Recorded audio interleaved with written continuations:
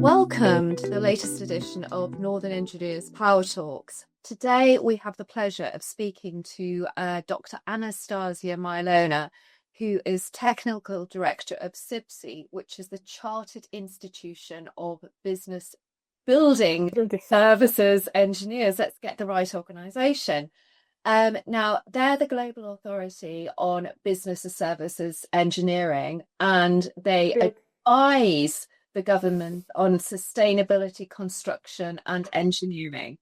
Welcome, Dr. Anastasia. Can we start by just you telling us a little bit more about the organisation and about your role within that, please? Yes, for sure. So it's CIBSE is the global authority, as you mentioned, on building service engineers and engineering. What that means is that we empower our members and the industry, the building industry in general, to deliver sustainable buildings that meet the net zero agenda.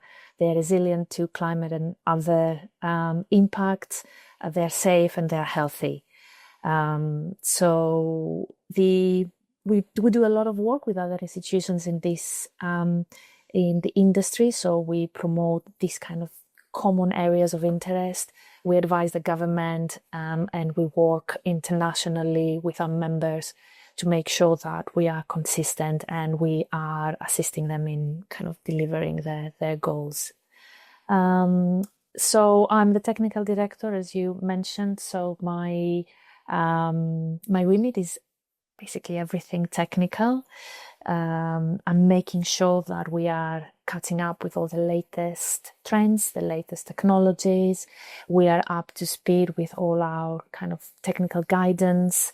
We are making sure that the government knows that we can help, that we can advise them on specific policies or policy directions. My team is also involved in a lot of kind of research and development activities. We work closely with academia, making sure that we innovate in this area.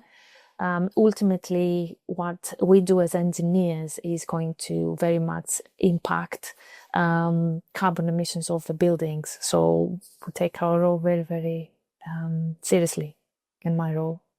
Okay, brilliant.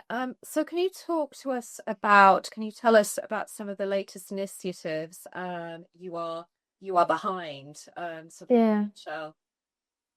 So you probably have heard of the kind of recently launched net zero carbon building standards. So this is a collaboration between all kind of institutions, most of the institutions in the industry, to look at what net zero means and how we will achieve it, to map out how new buildings and refurbishment can kind of lead us to a net zero carbon future. So that's a kind of a very key initiative that we are very much behind. Something I'm very, very interested in looking into is how AI is going to impact our industry. I mean, everybody seems to be talking about it, using some kind of a tool that AI based. I hear that a lot of engineers, especially younger engineers, are using AI to actually influence design decisions. Or write their reports, or it's a completely new area that we know very little how to kind of use and what are the implications. So I'm really interested in developing kind of a body of knowledge, guidance, tools, whatever it is that we need to maximize the opportunity, but also avoid all the kind of that's challenges. Yeah, that's really interesting. Do you think AI will, have a greater foothold, influence more engineering in the future in terms of coming up with innovative solutions that we as human beings haven't perhaps even thought of? So it could be revolutionary.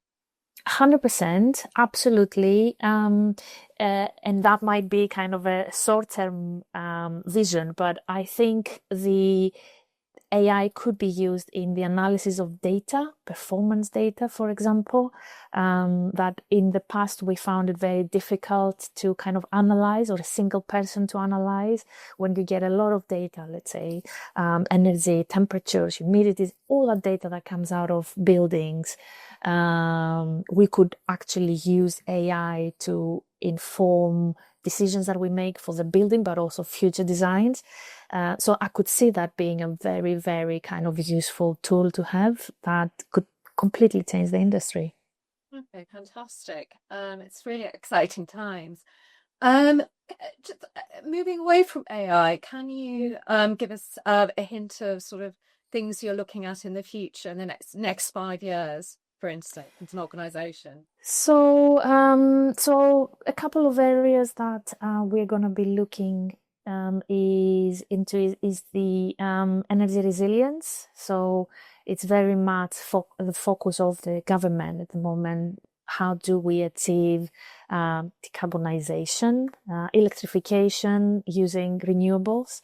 So basically, how do we reduce our demand, and how do we kind of become independent of fossil fuels, especially gas? So stop importing energy, stop being reliant on other kind of countries and sources of fossil fuel, and be independent in terms of energy in the UK. So that's one area that we'll be looking, what do we need to do as engineers to make sure that we reduce the demand of energy demand in our buildings, so that we can meet this demand by renewable energy. Another area that is very, very important in terms of future gazing is resilience, especially climate resilience. We design and build buildings now for current temperatures, for current weather events. How is that going to change? We already witnessed a kind of long heat wave spell. What impact that has to occupants, but also how is that going to get worse or more extreme in the future? What does that mean in terms of our energy demand, our health, well-being? Because on the one hand, you're talking about super insulated buildings, and then these buildings are not breathable enough to cope with, rising temperatures. Yes, we tend. I mean, the UK climate is fundamentally kind of a cold climate, so we're trying to save energy in the winter by not using our boilers as much, which remains a priority. So we insulate quite a lot for winter kind of warmth. But what that means, of course, is that in the summer, if we don't have the right measures in place, so natural ventilation, shading in our windows, then this could kind of result in overheating risk, increased overheating risk. Okay. Right. Well, we've come to the end of our conversation now. It's been an absolute pleasure talking to you today, Dr. Anastasia. You too.